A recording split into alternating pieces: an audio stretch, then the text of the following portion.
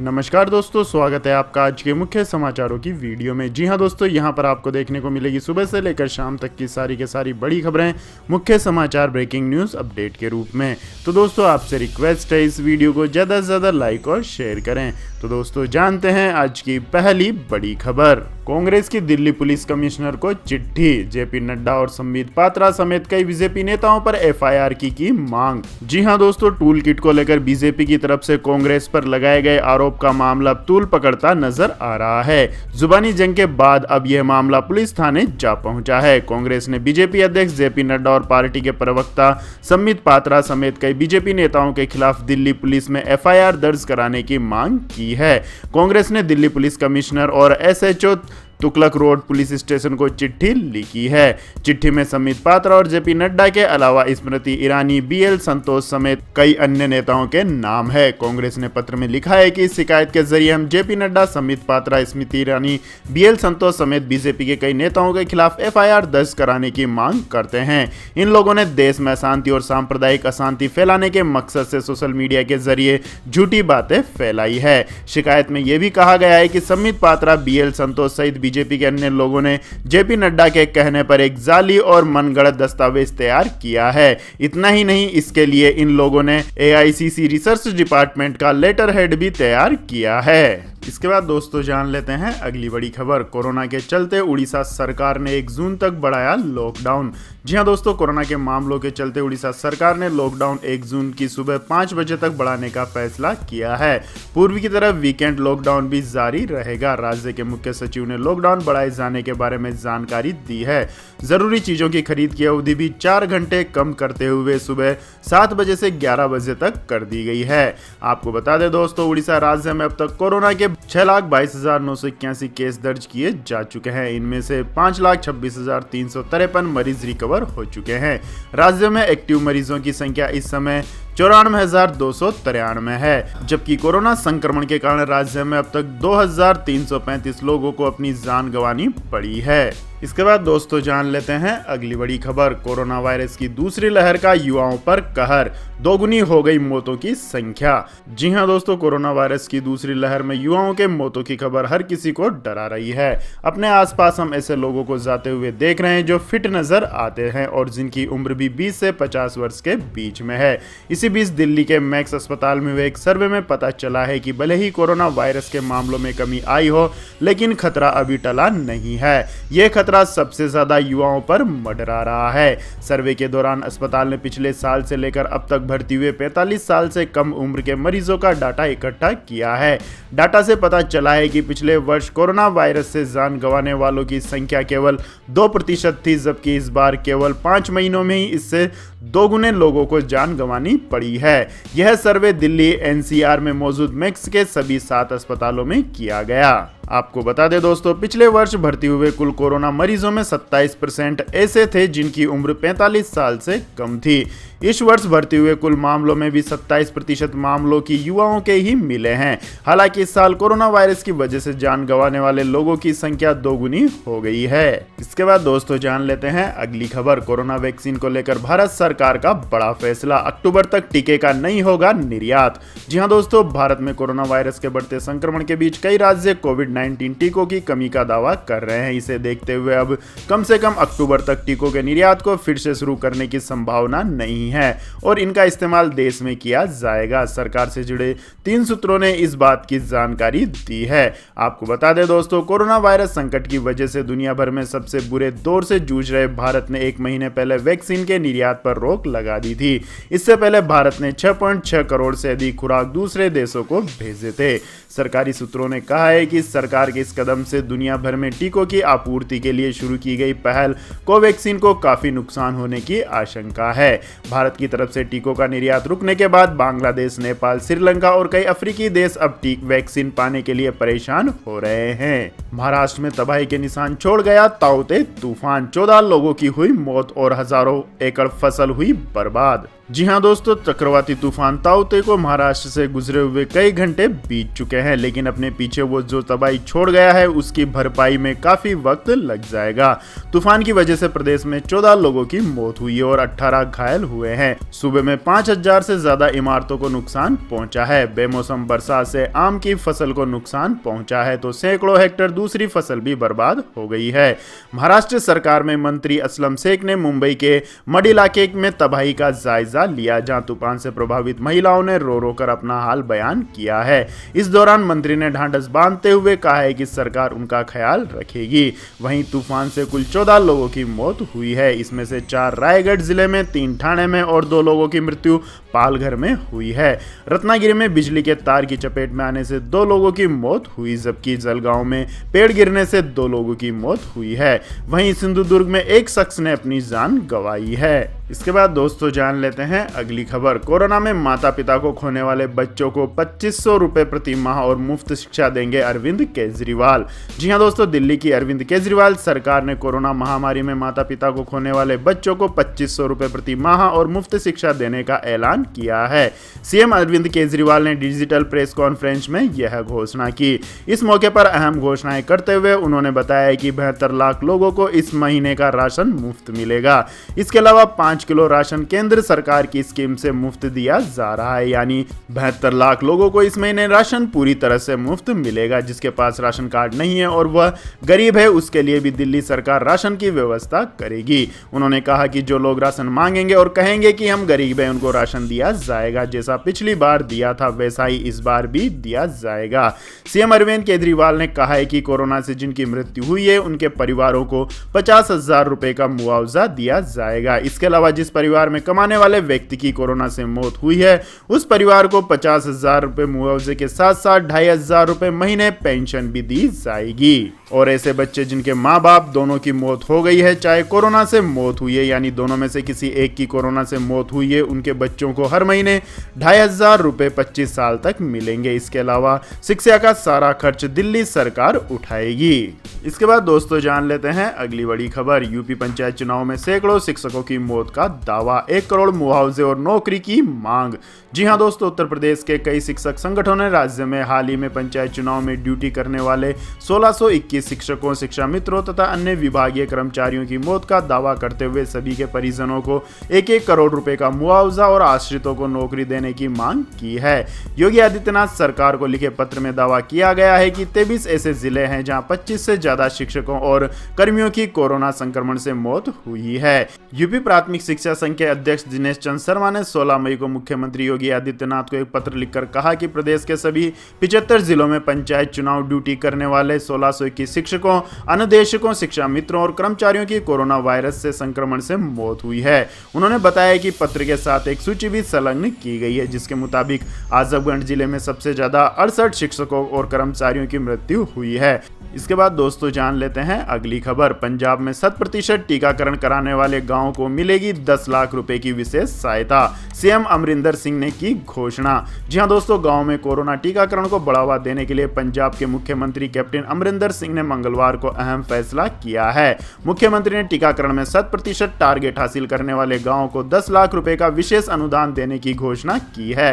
राज्य सरकार के कोरोना मुक्ति पिंड अभियान के अंतर्गत यह घोषणा की गई है। इसके साथ ही कैप्टन अमरिंदर सिंह ने पंच और सरपंचों से अपने गांव को कोरोना के खिलाफ जंग में आगे रखने की अपील की है। सीएम ने पंच सरपंचों से हल्के लक्षण नजर आने की स्थिति में भी लोगों को कोरोना टेस्ट कराने और टीकाकरण कराने के लिए प्रेरित करने की अपील की है। इसके बाद दोस्तों जान लेते हैं अगली खबर। कोरोना संकट में तेजी से बढ़ रही है बेरोजगारी दर, मई में तोड़ा पिछले 49 हफ्तों का रिकॉर्ड। जी हां दोस्तों, कोरोना संक्रमण का असर महंगाई के साथ साथ देश में बेरोजगारी दर पर भी देखने को मिल रहा है। पिछले कुछ हफ्तों से देश में बेरोजगारी की दर बढ़ती ही जा रही है। 16 मई को देश की बेरोजगारी दर बढ़कर 14.5% पर पहुंच गई है। पिछले एक साल का यह सबसे अधिकतम स्तर है। इस हफ्ते बेरोजगारी दर 49 हफ्तों के हाई पर पहुंच गई है। Centre for monitoring Indian economic यानी CMIE की ओर से जारी आंकड़ों के मुताबिक 16 मई को खत्म हुई सप्ताह के दौरान ग्रामीण बेरोजगारी दर बढ़कर 14.34% हो गई है, जबकि इसके पिछले महीने यह 7.29% पर पहुंची थी। कोरोना के कारण देश भर में लगाए लॉकडाउन के बाद करीब अप्रैल में 75 लाख से ज्यादा लोगों ने अपनी नौकरी गंवा दी है। इसके बाद दोस्तों जान लेते हैं अगली खबर। लेकिन दोस्तों अगली खबर जानने से पहले आप लोगों से गुजारिश है कि इस वीडियो में दिखाई गई खबरें अगर आपको पसंद आई हो तो इस वीडियो को लाइक करें, शेयर करें और हमारे चैनल को सब्सक्राइब करें। तो दोस्तों जान लेते हैं अगली बड़ी खबर। सीएम अरविंद केजरीवाल की मांग, सिंगापुर से आया कोरोना का नया वेरिएंट बच्चों के लिए खतरनाक, तुरंत बंद हो फ्लाइट्स। जी हां दोस्तों, दिल्ली के मुख्यमंत्री अरविंद केजरीवाल ने मंगलवार को केंद्र सरकार से अपील की है कि सिंगापुर से आने जाने वाली फ्लाइट्स तुरंत बंद की जाए। उन्होंने सिंगापुर से आए कोरोना वायरस के दूसरे वेरिएंट को लेकर चिंता जताते हुए कहा है कि सिंगापुर में आया कोरोना का नया रूप बच्चों के लिए बेहद खतरनाक बताया जा रहा है, भारत में तीसरी लहर के रूप में आ सकता है। उन्होंने एक ट्वीट कर कहा कि बच्चों के लिए वैक्सीन के विकल्प पर प्राथमिकता पर काम हो। उन्होंने सरकार से अपील की है कि सिंगापुर में आया कोरोना का नया रूप बच्चों के लिए बेहद खतरनाक बताया जा रहा है और भारत में ये तीसरी लहर के रूप में आ सकता है। इसके बाद दोस्तों जानते हैं अगली खबर। इजराइल हमास युद्ध के बीच तुर्की के राष्ट्रपति एर्दोगन ने की अमेरिका ऑस्ट्रेलिया की तीखी आलोचना, कहा बाइडेन के हाथ रंगे हैं खून से। जी हां दोस्तों, इजराइल हमास के बीच हिंसा लगातार बढ़ती जा रही है। अमेरिका ने इजराइल हमास से संयम बरतने और आम लोगों को निशाना न बनाने की अपील की है, तो तुर्की ने अमेरिका और ऑस्ट्रेलिया के खिलाफ हमला बोला है। तुर्की के राष्ट्रपति रजब तैयब एर्दोगन ने कहा है कि अमेरिकी राष्ट्रपति जो बाइडेन के हाथ खून से रंगे हुए हैं।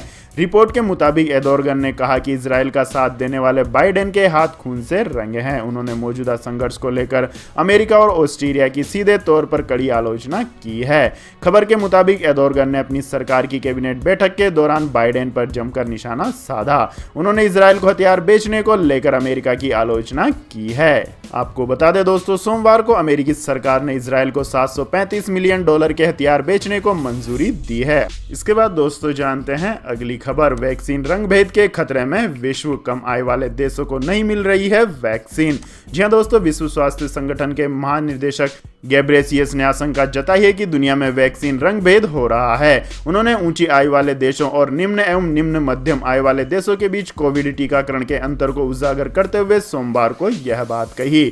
Paris peace forum spring meeting में WHO प्रमुख ने कहा कि मैं केवल यह नहीं कहूंगा कि दुनिया को वैक्सीन रंगभेद का खतरा है, बल्कि इससे एक कदम आगे जाकर यह कहूंगा कि दुनिया में वैक्सीन रंगभेद हो रहा है। ऊंची आय वाले देशों में दुनिया की आबादी का 15% हिस्सा रहता है, लेकिन उनके पास दुनिया के 45% वैक्सीन है। वहीं निम्न और निम्न मध्यम आय वाले देशों में दुनिया की आबादी का लगभग आधा हिस्सा रहता है, लेकिन उन्हें दुनिया के कुल वैक्सीन के सिर्फ 17% वैक्सीन ही मिले हैं। इसके बाद दोस्तों जान लेते हैं अगली खबर। इजराइल ने फिर किया गाजा पर हमला, 6 मंजिला इमारत धराशायी, इस बार शिक्षा केंद्र बने निशाना। जी हां दोस्तों, इजराइल और फिलिस्तीन के बीच की जंग खत्म होने का नाम नहीं ले रही है। दूसरे हफ्ते भी यहां हवाई हमले जारी हैं। मंगलवार को इजराइल ने फिर से गाजा पर हवाई हमले किए और यहां की 6 मंजिला इमारत को ध्वस्त कर दिया। वहीं पीछे न हटने को तैयार फिलिस्तीन के इस्लामिक चरमपंथी संगठन हमास ने भी इजराइल पर लगातार दर्जनों हमले किए हैं। गाजा के स्वास्थ्य मंत्रालय के मुताबिक बीते हफ्ते हुए हवाई हमलों में 212 फिलिस्तीनियों की जान गई है। इजराइल द्वारा गाजा पर किए गए हमलों में इस बार शैक्षणिक केंद्र निशाना बने हैं। इस हमले में जोकाहिल नाम की इमारत क्षतिग्रस्त हुई है, जिसमें लाइब्रेरी और इस्लामिक यूनिवर्सिटी से जुड़े एजुकेशनल सेंटर थे।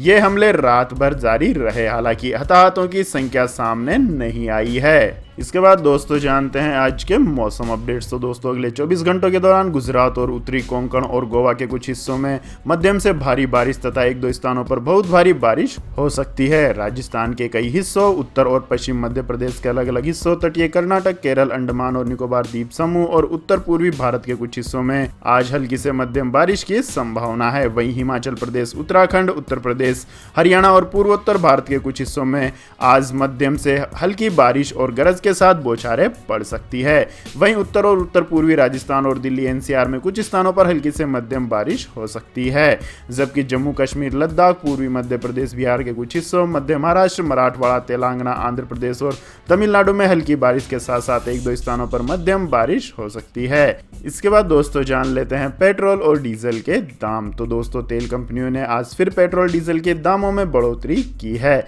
दिल्ली में पेट्रोल के दामों में 27 पैसे और डीजल के दामों में 29 पैसे प्रति लीटर की बढ़ोतरी की गई। इस बढ़त के साथ ही दिल्ली में पेट्रोल 92 रुपए 85 पैसे प्रति लीटर हो गया, जबकि डीजल 83 रुपए 51 पैसे प्रति लीटर पर पहुंच गया है। आपको बता दें दोस्तों, तेल कंपनियों ने विधानसभा चुनाव के वक्त करीब 2 महीनों तक ईंधन के दामों में कोई बढ़ोतरी नहीं की थी, लेकिन चुनाव नतीजे आने के बाद दामों में बढ़त का जो सिलसिला शुरू हुआ है, उससे पेट्रोल डीजल के दामों में भारी बढ़ोतरी हो चुकी है। इसके बाद पेट्रोल करीब 2.5 रुपए प्रति लीटर तक महंगा हो गया है। वहीं राजस्थान के श्रीगंगानगर, मध्य प्रदेश के भोपाल, अनूपपुर सहित देश के कई शहरों में पेट्रोल का भाव 100 रुपए के पार चला गया। इसके बाद दोस्तों जान लेते हैं आज के सोने और चांदी के भाव। तो दोस्तों घरेलू सराफा बाजार में आज सोने और चांदी की कीमतों में तेजी देखी गई। HDFC सिक्योरिटीज के अनुसार राष्ट्रीय राजधानी दिल्ली में आज सोने के भाव में 333 रुपए प्रति 10 ग्राम की बढ़ोतरी दर्ज हुई।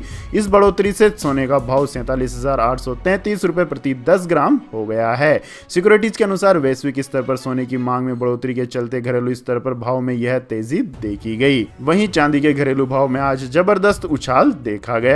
मांग में बढ़ोतरी के चलते चांदी के भाव में आज 2021 रुपए प्रति किलोग्राम की बढ़ोतरी दर्ज हुई। इससे चांदी का भाव 73,122 रुपए प्रति किलोग्राम पर पहुंच गया। इसके बाद दोस्तों जान लेते हैं अगली बड़ी खबर। अशरफ गनी ने तालिबान पर पाकिस्तान को किया बेनकाब। बौखलाए इमरान खान ने अफगान के राजदूत को किया तलब। जी हां दोस्तों, अफगानिस्तान के राष्ट्रपति अशरफ गनी ने तालिबान के मुद्दे पर पाकिस्तान को बेनकाब किया। इमरान खान गुस्से से तिलमिला गए। इस तिलमिलाहट में उन्होंने पाकिस्तान में अफगानिस्तान के राजदूत को तलब किया और अपनी भड़ास निकाली। हालांकि वह खुद भी जानते होंगे कि अशरफ गनी ने जो कहा है उसमें कुछ भी गलत नहीं है। पाकिस्तान लगातार अफगान को अशांत करने की कोशिश करता रहा है और यह बात कई मौकों पर सामने आ चुकी है। पाकिस्तान ने सोमवार को अफगानिस्तान के राजदूत नजीबुल्लाह अली खेल के समक्ष अपनी नाराजगी व्यक्त की। पाक ने इस संबंध में एक आपत्ति पत्र भी जारी किया। हालांकि विदेश मंत्रालय ने उस बयान का स्पष्ट उल्लेख नहीं किया है, जिसकी वजह से पाकिस्तान सरकार नाराज है। जाहिर है ऐसा करके वे सार्वजनिक तौर पर पुनः अपनी आलोचना नहीं करवाना चाहती। इसके बाद दोस्तों जान लेते हैं अगली खबर। हीरो मोटोकॉर्प ग्राहकों के लिए राहत की खबर। वारंटी और फ्री सर्विस को 2 महीने के लिए बढ़ाया। जी हां दोस्तों, देश की सबसे बड़ी 2 व्हीलर कंपनी हीरो मोटोकॉर्प के ग्राहकों के लिए अच्छी खबर है। कंपनी ने कोरोना वायरस संक्रमण के बढ़ते मामलों को देखते हुए अपनी सभी वारंटी और फ्री सर्विस की अवधि को 60 दिनों के लिए बढ़ा दिया है। हीरो मोटोकॉर्प की ओर से बताया गया है कि अपने सभी मौजूदा ग्राहकों के फायदे के लिए उसने वर्तमान अवधि में बेकार जा रही सेवाओं की अवधि 60 दिनों के लिए बढ़ा दी है। हीरो मोटोकॉर्प ने जारी बयान में कहा है कि इन अवधियों को इसलिए बढ़ाया गया है ताकि कस्टमर्स को सर्विसेज का फायदा उठाने के लिए डीलरशिप जाने की जरूरत ना पड़े। इनका फायदा उन सभी 2 व्हीलर्स ग्राहकों को मिलेगा जिसके व्हीकल की फ्री सर्विस, वारंटी और एक्सटेंडेड वारंटी 1 अप्रैल 2021 और 31 मई 2021 को खत्म हो रही है या हो गई थी। कंपनी की ओर से जारी बयान में कहा गया है कि कई राज्यों में लॉकडाउन प्रतिबंधों के चलते आवाजाही बंद है, इसलिए 31 जुलाई 2021 तक होंडा के ग्राहकों को यह सभी सर्विसेज मिलती रहेंगी। तो यह थी दोस्तों आज की सभी महत्वपूर्ण बड़ी खबरें। और दोस्तों बारी आती है आज के माइंड क्विज क्वेश्चन की, जिसका जवाब देकर आप बन सकते हैं एक शानदार उपहार के विजेता। तो दोस्तों आज का सवाल है, तुर्की के राष्ट्रपति का पूरा नाम क्या है? जी हां दोस्तों, अगर आपको इस सवाल का जवाब आता है तो तुरंत कमेंट सेक्शन में लिख दीजिए। इस वीडियो को लाइक कीजिए, शेयर कीजिए और हमारे चैनल को सब्सक्राइब करके बेल आइकन का बटन भी दबा लें। धन्यवाद। जय हिंद, जय भारत, वंदे मातरम।